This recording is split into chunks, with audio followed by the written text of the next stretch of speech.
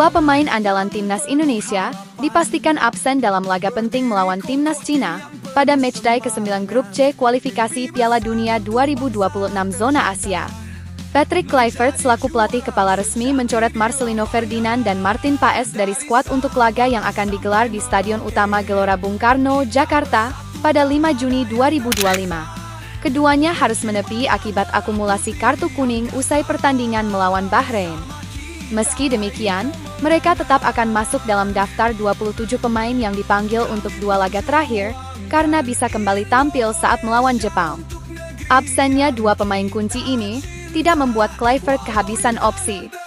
Nama besar seperti Emil Audero berpotensi menjalani debut untuk mengisi posisi kiper menggantikan Martin Paes. Sementara itu, posisi Marcelino bisa saja diisi oleh talenta lain seperti Egy Maulana Fikri, yang berpeluang dipanggil kembali jika kondisi fisiknya prima.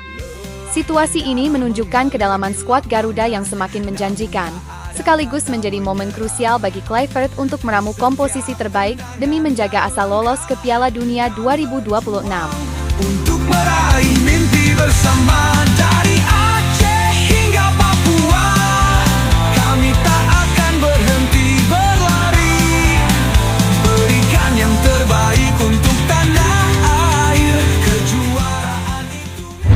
Menjelang laga krusial melawan Cina dalam lanjutan kualifikasi Piala Dunia 2026 zona Asia, penyerang timnas Indonesia, Ula Romeni, menyampaikan satu permintaan tulus kepada para pendukung Garuda. Ia berharap Stadion Utama Gelora Bung Karno kembali dipadati oleh lautan supporter, menciptakan atmosfer luar biasa seperti saat laga melawan Bahrain.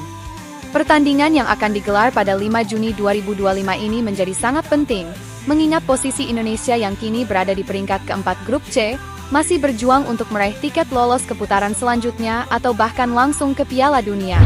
Ula Romeni, yang kini memperkuat Oxford United, mengungkapkan bahwa dukungan fans di laga sebelumnya benar-benar memberi kekuatan ekstra bagi tim.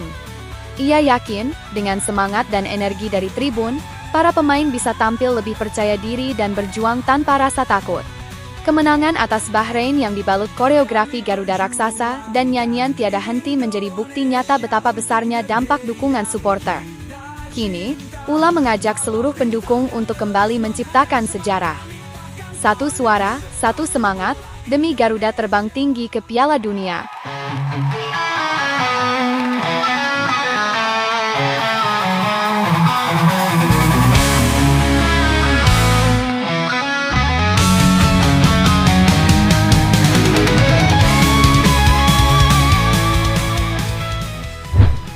Pelatih baru timnas Malaysia, Peter Klamovski, menyuarakan optimisme akan kebangkitan Harimau Malaya di kancah sepak bola Asia. Meski mengakui bahwa Malaysia kini tertinggal dari negara tetangga seperti Indonesia, ia menegaskan bahwa potensi besar sebenarnya sudah dimiliki. Tinggal bagaimana seluruh elemen bersatu demi mewujudkan transformasi. Dalam wawancara bersama program Bola Itu Live, Klamovski menyoroti pentingnya sinergi antara pemerintah, supporter, dan pengelola liga untuk mengangkat kembali martabat sepak bola Malaysia yang telah terlalu lama tertidur. Klamovski juga menyampaikan keyakinannya terhadap kekuatan Liga Super Malaysia yang menurutnya sudah memiliki pondasi kompetisi dan talenta yang menjanjikan. Ia berharap liga ini bisa menjadi magnet bagi fans untuk kembali mencintai klub lokal dan menjadi liga yang diperhitungkan di Asia. Meski sempat menjadi sorotan publik Indonesia karena komentarnya yang menyindir program naturalisasi, Klamovski tetap teguh pada prinsipnya. Ia menilai bahwa kebangkitan sejati harus datang dari dalam negeri sendiri, bukan lewat jalan pintas. Kini, tantangan besar menanti. Mampukah Malaysia menjawab harapan besar sang pelatih dengan langkah nyata?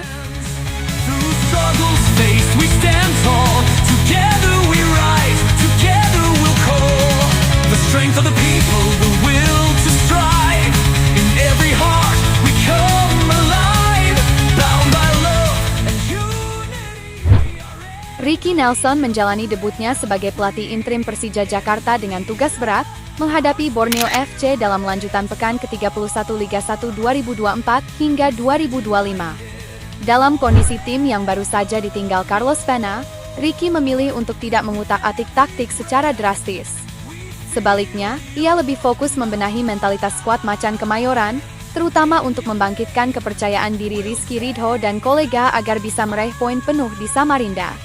Ia menilai bahwa dalam situasi sulit seperti ini, motivasi dan rasa percaya diri jauh lebih krusial ketimbang sekadar perubahan strategi.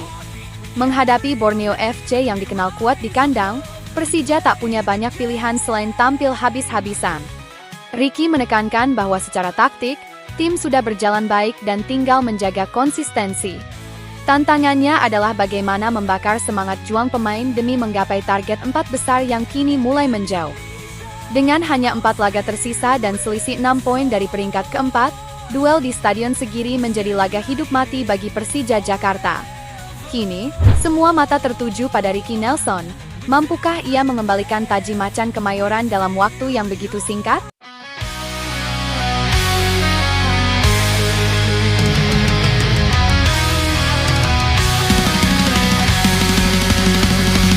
On the field under the sky so wide, we stand as one with strength and pride from the islands to the seas.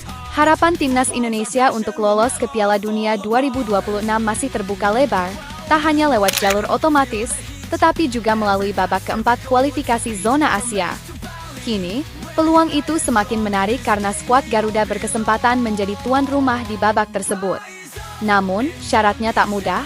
Indonesia harus menjadi salah satu dari 2 tim dengan performa terbaik di putaran ketiga. Penilaian ini didasarkan pada raihan poin, dan untuk itu, laga krusial melawan Cina dan Jepang pada Juni 2025 akan sangat menentukan nasib anak asuh Patrick Kluivert. Babak keempat sendiri akan diikuti 6 negara dari posisi 3 dan 4 di setiap grup. Mereka akan dibagi ke dalam 2 grup kecil, dan hanya pemuncak klasemen yang langsung melaju ke putaran final Piala Dunia. AFC telah menetapkan bahwa hanya 2 tim terbaik dari ronde ketiga yang akan diberi kehormatan menjadi tuan rumah fase ini. Saat ini, UEA dan Irak menjadi kandidat terkuat dengan 13 dan 12 poin. Jika Indonesia ingin menggelar laga penentuan di tanah sendiri, di depan ribuan pendukung fanatik di SUGBK, mereka harus berjuang habis-habisan untuk melampaui perolehan poin kedua tim tersebut. Inilah momen emas untuk membawa Garuda terbang tinggi ke panggung dunia.